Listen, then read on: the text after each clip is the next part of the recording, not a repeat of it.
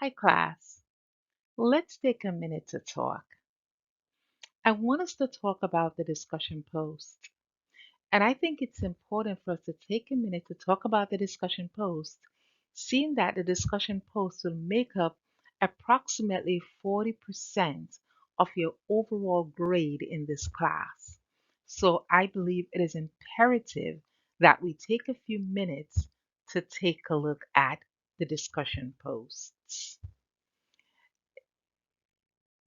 Now, there are two discussion posts that's required. The first post is your initial response to the original question.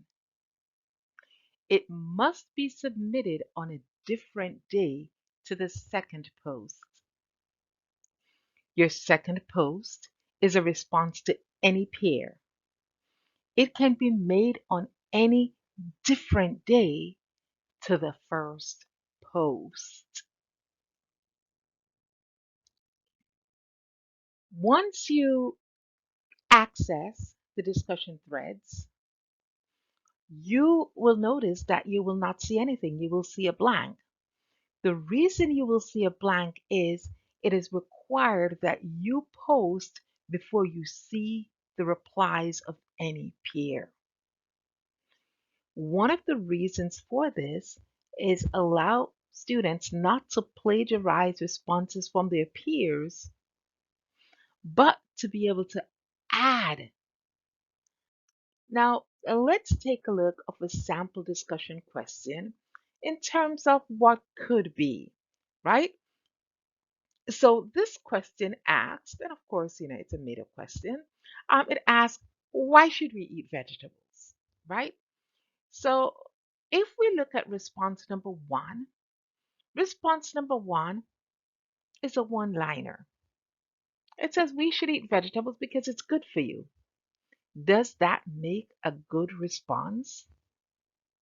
No, it doesn't. Now, what I did here is I used um, a real life example of a post that was posted in a past discussion. I want you to look carefully at how the writer responds to my initial question.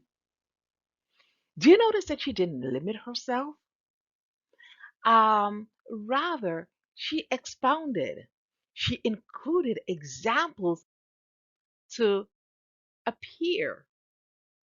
Here, in responding to the peer, you will notice the student begins by telling us to whom the response is directed.